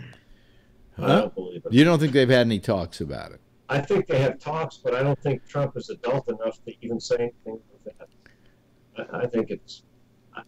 I can't imagine there's any useful dialogue between the two of them. Tell Trump what he wants. Well, no. What happens is Trump likes to think he's having useful dialogue, but he's not getting it. That Putin's making him think he is. And all you have to do in order to get Trump on your side is to flatter him.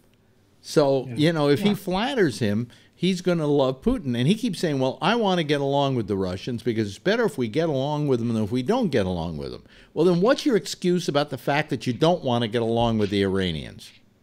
Wouldn't the same philosophy be at work there, that, you want to be able to talk to everybody because when you can't talk to them, there's no way to find peaceful solutions? That would assume he has a philosophy that is consistent. Yeah. Yeah. Tom, what do you think? You're sitting there kind of quiet. Yeah, I just to further what Rob says, one of the problems with Trump is he has no process. I mean, it's irrelevant whether the decision is right or wrong. If everything he does is impulsive, then there's no consistency there. It's like one day, just remember just a couple weeks ago, he was talking about we're going to be out. It was just an aside at a campaign rally. Just we're going to be out of Syria real soon. We're going to pull all our troops out, and he hadn't told anybody. He had his own staff in the White House and the Defense Department. They were just like, what? Where'd this come from? He's just a total disaster. And once again, how can he claim moral authority when he basically is asking, why can't we just in these drone strikes? Why can't we just kill the target's families too? And then he's talking about, he's killing innocent children. Well, he doesn't have a problem with killing innocent children. He has virtually no moral authority to stand on. Well, I mean, the question is, does he have any politics to begin with? I don't think he's ever really had any real politics. I think the politics he has is the politics of Trump. Yeah, Trump politics. Agree completely. He does. The end result is to benefit him. So that's why it would seem, because it's not country first, it's not, we're looking at policy country first. If you look at things maybe from Trump first, maybe some of the stuff would seem more consistent in what he does, because he's reacting to things that makes life easier or better for him, and him winning, and him looking good, and him staying in office, and him. Okay, let's look at it this way. Okay, Jeff, yes, you had your hand up. I'm not sure, but I thought, I'm pretty sure I understood that over the last number of years, that Russia is really the one who's supplying all of these chemical disaster drugs. Well,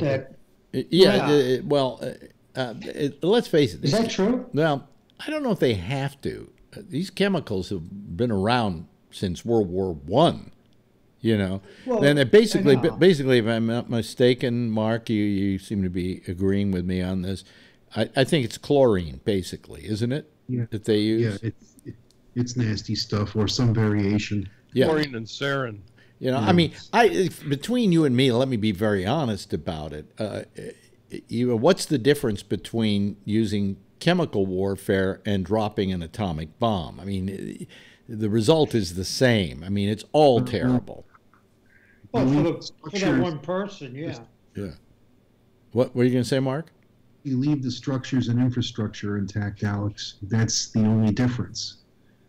I'm wondering why in all the years there's never been a diplomatic solution ever found in that area, and it's just, kind of disgusting. Well, we've kind of agreed, haven't we, worldwide, that the terms of warfare are you don't use chemical weapons.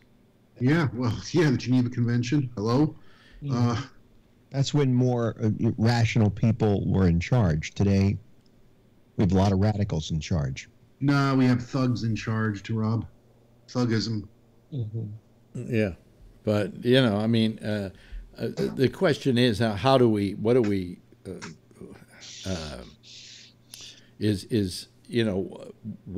stop Syria? In other words, is what we're doing now going in and bombing the answer, or are there other answers that we can I mean, I don't think I have a reasonable strategy, but one strategy would be put the dirty chemicals in the president's office. In Trump's office? No, in the president. Assad's. Damn, I thought you had a really good idea for a moment. Yeah. Well, sometimes a mistake could be a better than any strategy at all. Right? That's right. I mean, you meant that president. Oh, okay, let me ask you this question. This is going to be the hardest one of the night. I know that there probably is not to a single person here who is pro-Trump, right?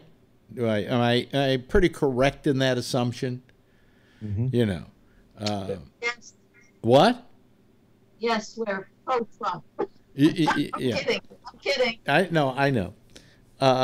So my question is, let's try to be complimentary for a moment. Is there? look at Mark. Right, Mark is doing mime here for people listening to us just on the audio version, but it was a big no from him.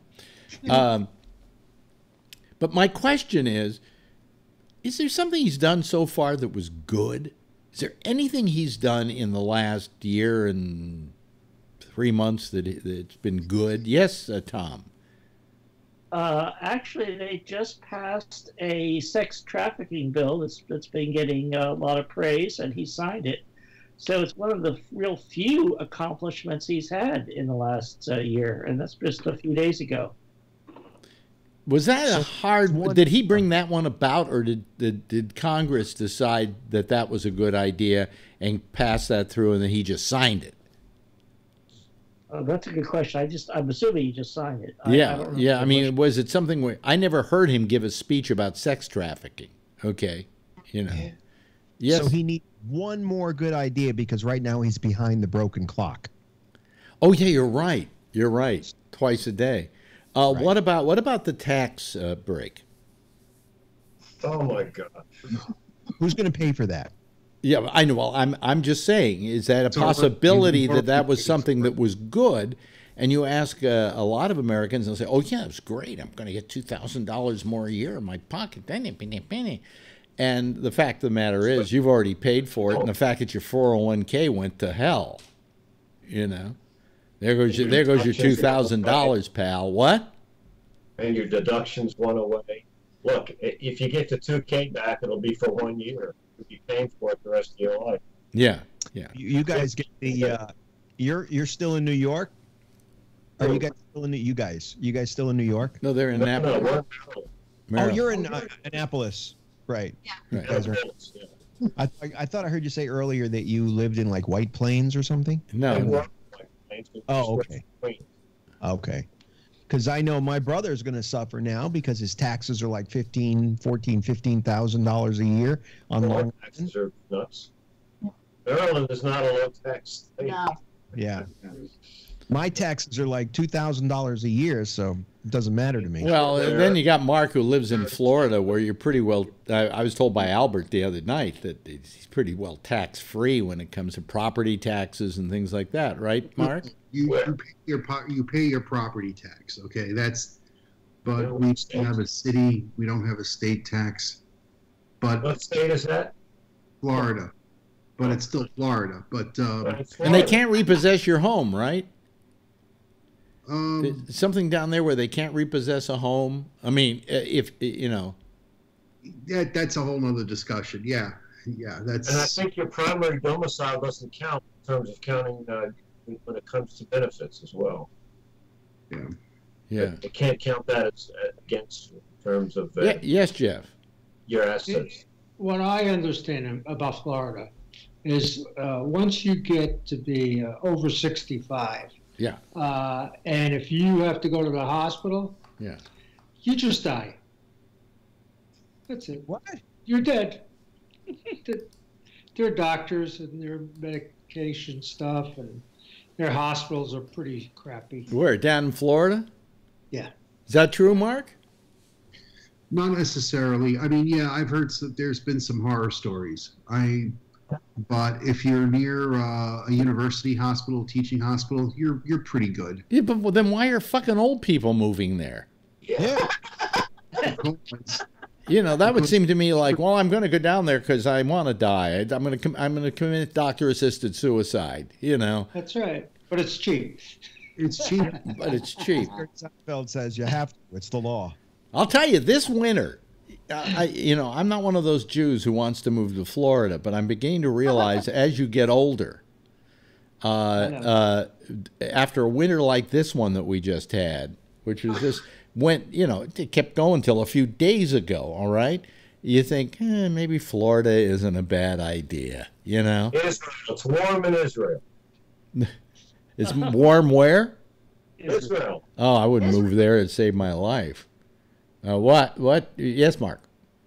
I made a comment to you, I think last week or the week before. Well, when you did the live during the day, the snow cam. Yeah. By the way, I got more viewers watching that than watch this show in a week. Okay, just watch it. Then I also, the second part of it was watch the snow melt, and snow melting got some big numbers for me. You got to paint a wall. Well, I've been thinking about. I was thinking about doing a board or something and just saying, okay, now watch paint dry and run that. We'll do that. We'll do all those out of the. What? It's springtime. You can do grass growing. Grass growing, yeah. But you could actually see the snow melt. It started dripping, and you could see the drips coming down. Then you could see the streets that were getting a little wet, And I figure it's what I call slow TV. I want to start a whole thing called slow TV. I haven't started it. There's in Europe, I think in Sweden, they have a thing called slow TV, and it's things just like that. Watch the grass grow, watch the paint dry. Who knows? I could do really well on YouTube with that. Yes, Mark. Yeah, but I don't know if you were still in New York back then, but do you remember we had one winter where it snowed May 1st? I hear about that. I don't know if I was here when that happened. Yeah, it really happened. It was, of course, the next day the snow was gone, but the fact that you got to be kidding me, it snowed in May. Yeah, but here it snowed last week, and it was the beginning. You know, it was the beginning of April. You know, you what you want is once the vernal equinox happens. It's the vernal equinox that I'm thinking of. And it's the 21st of March or whatever. You expect spring to arrive, and instead, all I had went outside. I could hear. Normally, you would hear birds chirping. I heard birds coughing. Okay, I mean it was just miserable out there, and fucking cold. And then girlfriend would say to me, "Did you get out today?" And I'd go, "Why?" And she said, well, you know, to get out. And I said, it's fucking freezing out there. Why should I go out there? I got a warm little apartment here. I got, 2,500 square feet of space in here. What do I need to go outside for in that fucking cold? Well, you should go out. It'd be nice if you took a walk. I go, well, that would be nice too, you know, but I plan to never walk again. So anyway, yes, Dan. Speaking of apartments, do they still have rent control in New York? Yes, no, they don't have rent control anymore. They do have rent control. There are some apartments which are grandfathered into rent control, but I can't remember how many years ago they went to rent stabilized. So if you had a rent controlled apartment and you were in it, you got to keep it as a rent controlled apartment. And what that meant, you didn't have to leave it necessarily. If you died, you could actually, in your will it to somebody else. Yeah, I remember that. Huh? Yeah. So I met a woman here who was born in an apartment here in 1935, and she still lives in that apartment because it was willed to her over the years. And her rent is something like $800 a month or something ridiculous for like the same size apartment I've got here. Then there's rent stabilization. That was the newer thing, and that it still keeps the rent low, but there are ways that landlords can weasel out of it, or figure ways around it, and so on. Like we're in the middle of a fight. We haven't paid rent here in August. It'd be, I think, 5 years. Holy crap! We haven't paid rent. But, hey, just get this whole court deal over with. Tell us how much we're supposed to pay. We'll send you a rent every month.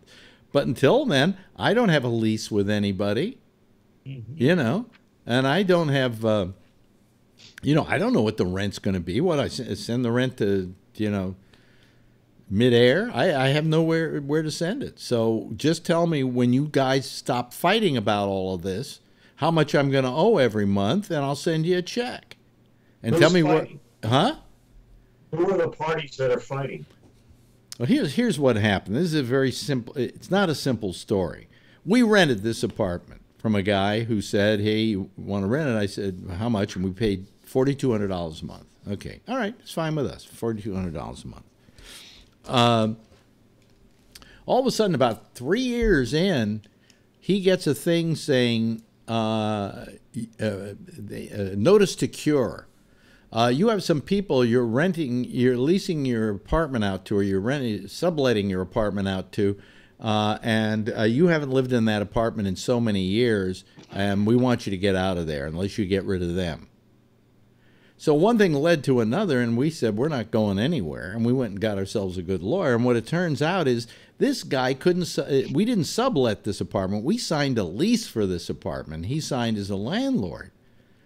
So the only person we owe money to is him on that lease. But then all of a sudden it turns out he has no right to lease an apartment. It's rent stabilized. He can only sublet it, and for a period of no more than 2 years at the same price he's paying for rent. And he was charging us $2,000 more a month than he was paying for rent on the apartment. So you get what's happened here. We don't have a lease with the landlord. we don't really have a legal lease with him. So this thing goes to court. We get a great lawyer. They get a good lawyer. The landlords he's suing us, the landlords and us.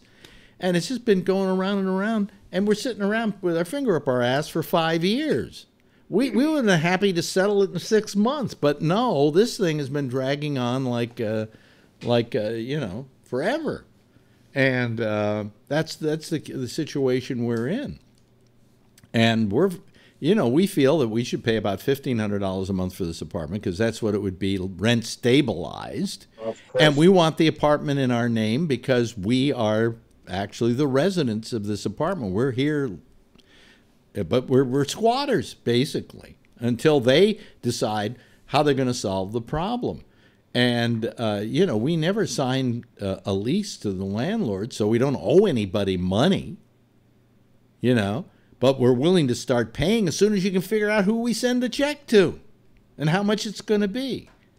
And we also want something like $250,000 for our trouble, because part of the thing of leasing an apartment illegally that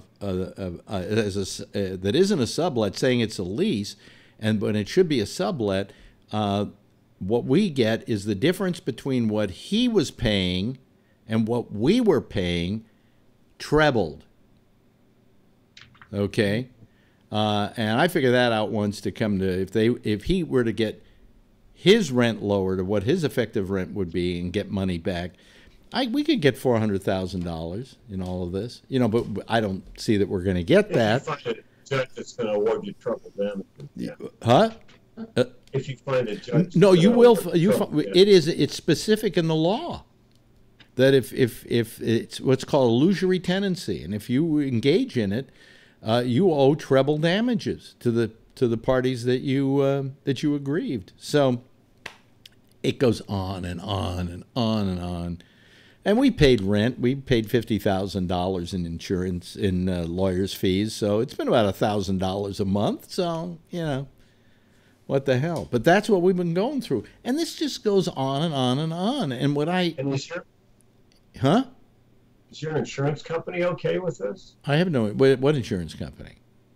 Do you have the things in your apartment insured? Oh, yeah.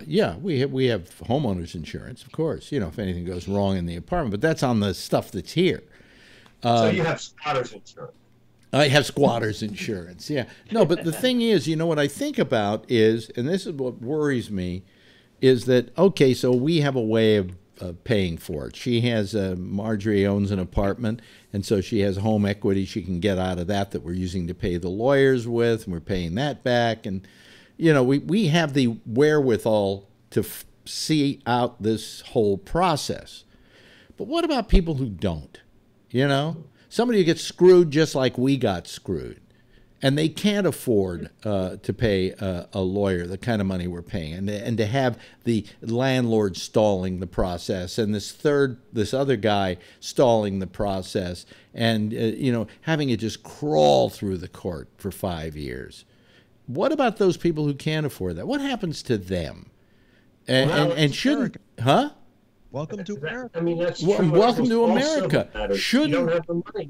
You're on the short end of it. Shouldn't those people have the right, to good representation, to get this thing taken care of? And shouldn't we have the right to see it happen in a timely and fashion, rather than stalling over 5 years? It'll be 5 years it'll be 5 years. Actually, this month is 5 years of not paying rent. And you just say, hey, come on, we're just the innocent parties here. We didn't do anything wrong, okay? But can't you speed this up just a little bit? And then I got a thing over Christmas from the law firm that we're dealing with, and they said the year end about, here's the wonderful things that have happened this year and how they settled one of these illusory tenancy cases. And they said, yes, it took us 8 years, but we did it. And I went, oh, fuck. Is it going to be 8 years? I just want to know that I have an apartment here, and that I can fix stuff up if I want to.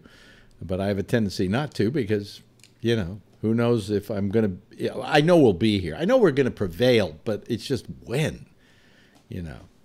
It just goes on and on and on. So, I mean, what happens to people in this world who don't have the ability to defend themselves legally? We have a law system that makes it impossible for anybody to get justice. Oh, yeah, I guess you can go get yourself some kind of pro bono lawyer somewhere who handles this kind of stuff, and then he just throws you to the wolves, and, you know.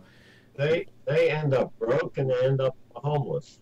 That's what Exactly. And so it bothers me a great deal, not because I just want to go, I want to find the judge and just shake them and say, will you speed this thing up just a little bit, you know? And the last thing was that we had this big court thing because I don't even want to go into it. The guy we rented from is saying that he wants a summary judgment by the landlord to say that he wins, you know, without having to actually present evidence. So everybody went in and argued everything, and we went down and watched it, and, you know, why he shouldn't get the summary judgment, blah, blah, blah, blah, blah. And we go home, and they say, okay, we will come back on the 13th or something of March. And so 13th of March comes and goes. We don't hear anything. And we get a hold of my lawyer. Oh, yeah, the judge wants to read the transcripts. You know, slow this fucking thing down one more time, you know. So I've gotten to the point where I just don't give a shit. You know, I know we'll come out okay. It's just a matter of how okay, you know. But, I mean, this goes on and on and on and on and on. I don't need it, you know. I'm an old man. What do I need this stuff for, you know? I mean, it came at a fortuitous time because I was no longer working at Sirius and no longer had an income coming in, and all of a sudden I'm not having to pay rent. That was a nice deal, okay? You know, so I'm not going to argue about that. But, you know. You get to deduct those legal fees too, don't you? I don't know if you can deduct legal fees.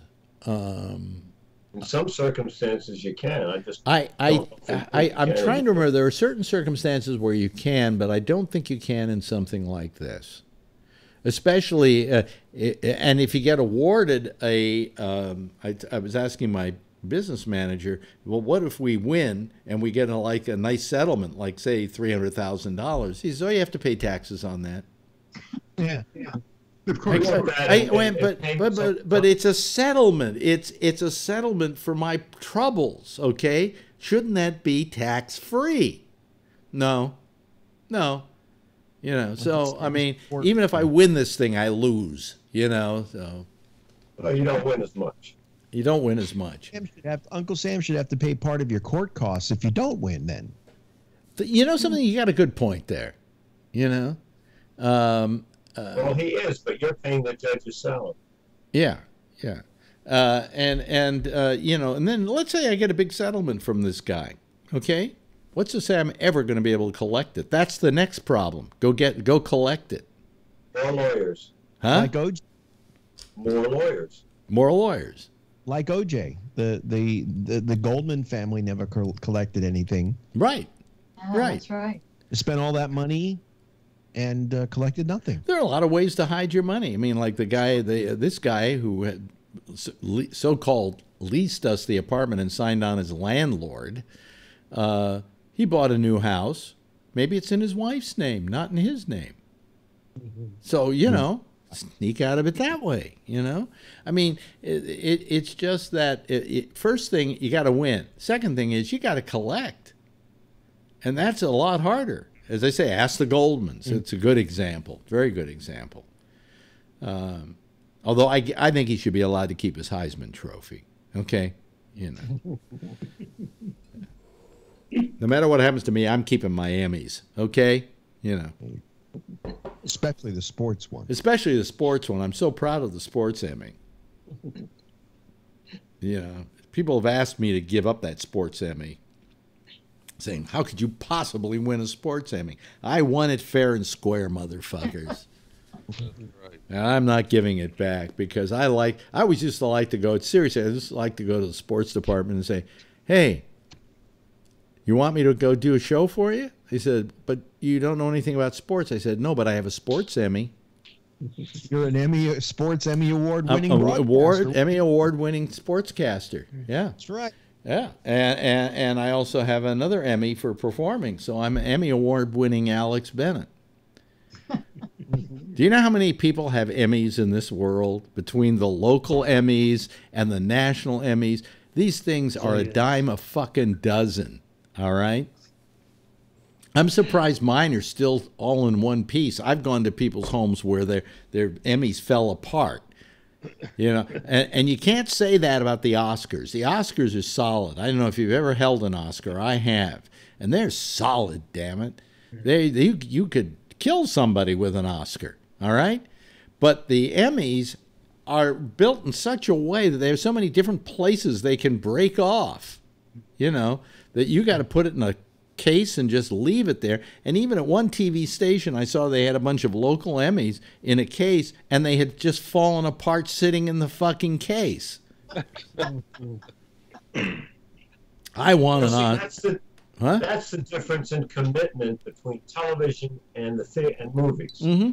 Television commitment is very short term; they cut you off right away. Right. With the Emmys, you know, once you've started a movie, you've committed a large budget to it, you're pretty much done.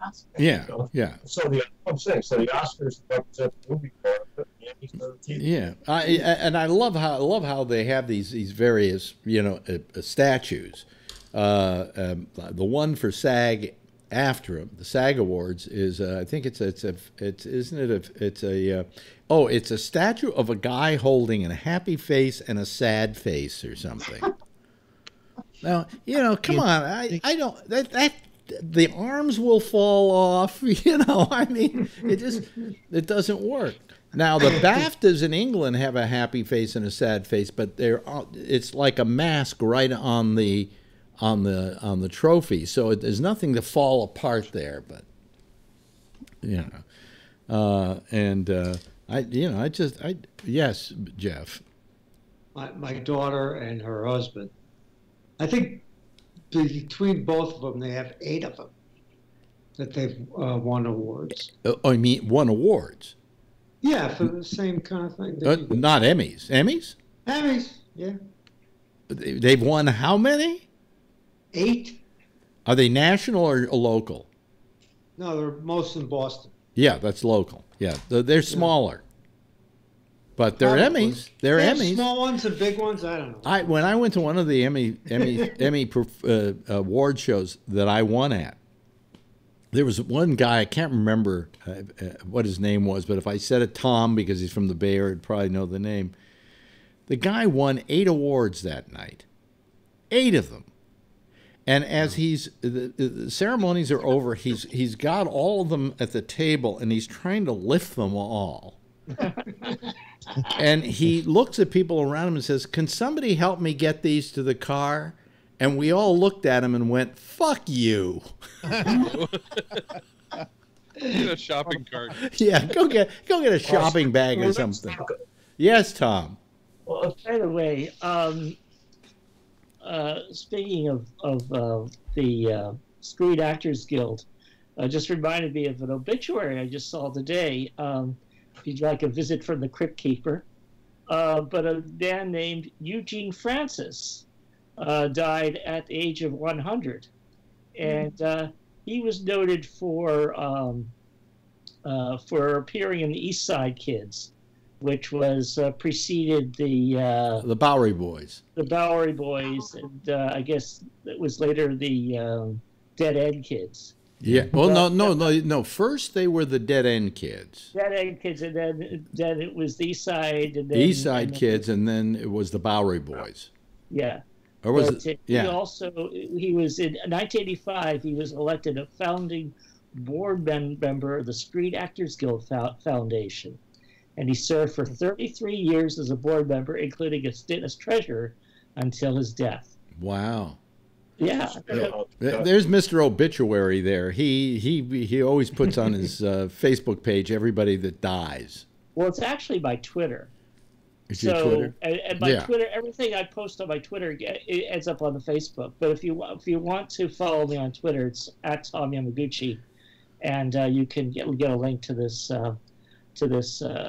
great obituaries. Really. Well, we lost my old friend Chuck McCann this week. Yeah, and did you mention Mitzi Shore? I didn't mention Mitzi Shore, but Mitzi Shore was the woman who ran the comedy store down in L.A. Her son is Pauly Shore. Right. She was married to Sammy Shore, who was a comic. And she ran the place. And if you've ever saw the thing on Showtime about the comedy club, that woman in there who was supposed to be running it with a iron fist is supposed to be Mitzi Shore. But Mitzi was responsible for, a lot of comedians getting their start, but she was also responsible for taking advantage of them by saying, I shouldn't have to pay you to be here. You're learning by being here. I'm giving you a chance to be seen by the industry here. So there's no reason why I should pay any of the comics. So they all went on strike once, and finally she agreed to pay them a moderate fee to appear at her club. So I don't know if we remember Mitzi Shore for all the good she did in discovering comics or the fact that she took great advantage of them. So, you never know. But Chuck McCann was, in case most people don't know, he was a television personality here in New York, very big television personality. And you've seen him, I'm sure, one time or another. His most famous thing was there was a Gillette commercial where he opens up his medicine cabinet. And on Right Guard, was it Right Guard? And on the other side was Groucho Marx. Hey, Guy. Groucho Marx. Yeah. Hey, Guy. Yeah. Yes, Tom. Well, I remember we said it. He was the Cuckoo Puffs bird. I'm Cocoa for Cocoa Puffs. Yeah, yeah. He was, wasn't he? I forgot that. Yeah. Yeah, Cuckoo for Cocoa Puffs. Yeah. And he was also in a really bizarre movie I remember seeing a long time ago. Heart is a Lonely Hunter. Yes. With Alan Arkin. Probably the most depressing movie I've ever seen in my life. Yeah, and actually a turn that he did that was dramatic, which was kind of an interesting thing for him because he didn't usually do dramatic roles. Right. And he was the founder of an organization called the Sons of the Desert, which is a Laurel and Hardy fan club. Right. Who just paid a tribute to him this week upon his death because he was one of the founding fathers of that particular organization, because he did a wonderful Oliver Hardy, and he also did a wonderful Stan Laurel, which was the puppets. Huh? His puppets. Puppets. The Stan Laurel and Oliver Hardy puppets, and they played the Laurel and Hardy shorts during that program. It was a kid show on WPIX. And I said last night that I wasn't here for any of that, so when I knew Chuck, I wasn't that amazed to know Chuck McCann, Yes, Mark. He was friends with Stan Laurel. Yes, he was. Age 12 until Stan Laurel's death in '64. Wow. Yeah. He would call him, write him, and they had a very good friendship. And Chuck really almost single-handedly prevented Laurel and Hardy from going into obscurity. Let me just tell you a quick story that he told me, and then we got to go. In fact, I'm playing the theme song right now. But that he liked to do Stan Laurel or Oliver Hardy, and he was somebody bought all the rights to Laurel and Hardy and told him he couldn't do it. So he had to stop doing his impression of Stan Laurel or Oliver Hardy. Larry Harmon? Yes. What's his name? Larry Harmon. Yeah. Larry Harmon, who also tries to convince us he was Bozo the Clown. Well, Bozo the Clown, right. Yeah. He owned the Bozo the Clown thing, though. That was his thing. So anyway, but hey, we've run out of time. This has been a nice night. Just one of those kind of really nice. And please, Dan and Louise, we want to hear from you again, okay? I'll try. Yeah. With the Altacutters, we love it. What? We're here with the Altacutters. Yeah. Well, please call us, because I know Louise writes me all the time, and now she can talk to me. Yeah. Anyway, thanks, Mark. Thanks, Jeff. Thanks, Kevin. Thanks, Tom. Thanks, Dan and Louise, and thanks, of course, to Rob Alfano. Would you all wave goodbye, please? Because people would like to see them. They love you. Okay. Talk to you later. Bye-bye. That's it for our group tonight. That's it for our citizens panel. Kind of just a nice night tonight. Just a bunch of people being very friendly and, talking trash about the president as always. Anyway, listen, that's it for tonight. We're out of here. The Intersection is next with Jack and Amy, followed at 1 o'clock in the morning Eastern Daylight Time by Connections coming out of Florida. We'll see you after Damien's show at 9:30 on Tuesday at 10 o'clock, same time, same station in life. And in the meantime, as always, if you see her, tell her I love her, okay? Bye.